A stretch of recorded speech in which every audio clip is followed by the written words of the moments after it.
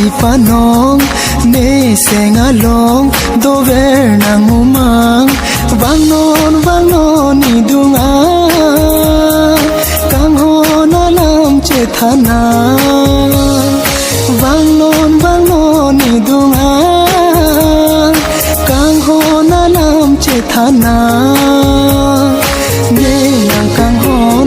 ahok si panong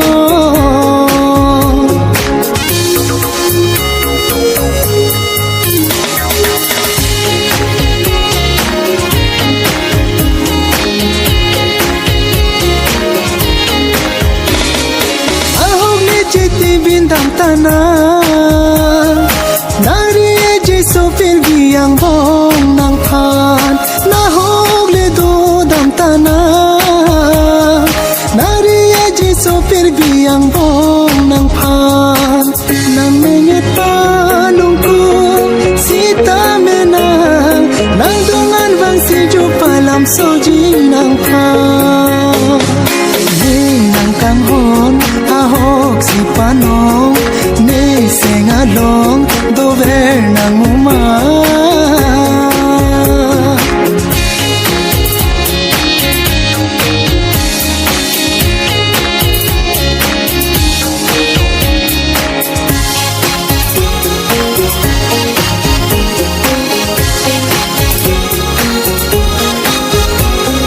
nang seng nang dong de si tana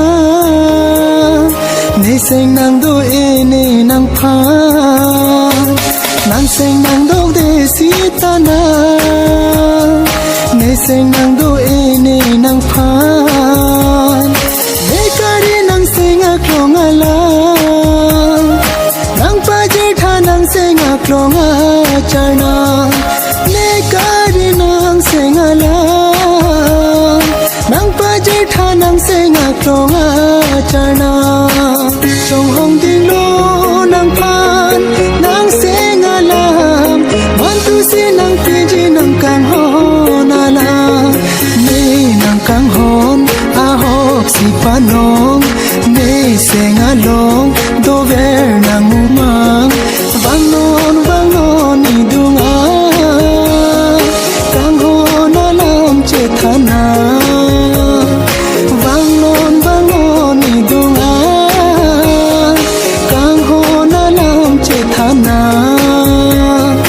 ne nang kang hon ahok si panong